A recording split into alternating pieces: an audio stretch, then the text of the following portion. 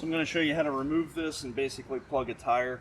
What you want to do is first off get everything ready, because when you do pull this out, the air is going to come out, and it's a lot easier if everything's just ready to go. So these should be very sticky. So we're just going to put this in here to start with. You notice I put gloves on because I just don't want to get stuff all over my hands. Get this about halfway through. And that's good. Alright, so that's prepped. We're gonna, once we pull this out, ream this out. So let's see, can I take it out as a screw?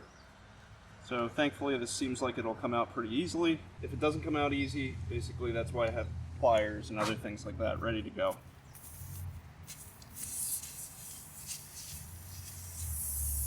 So we're gonna ream that hole out, make sure it's clean.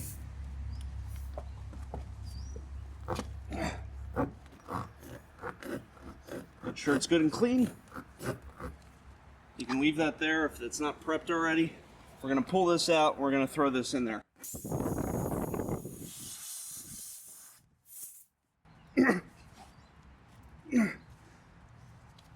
Basically twist. That's your tire plug. Alright, now you're going to cut the excess off. So I take a little bit of pliers for that.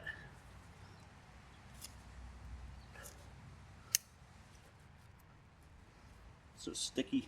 So now what I want to do is I'll spray some soapy water. So I just took dish soap and put water with it, so it's real sudsy.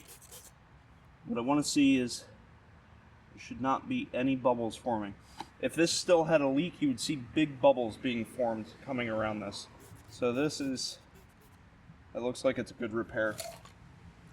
Just remember, if you are using tire plugs, you can use them in the tread. You cannot use them on the sidewall. They'll blow out the tire, so you can only use them in the tread.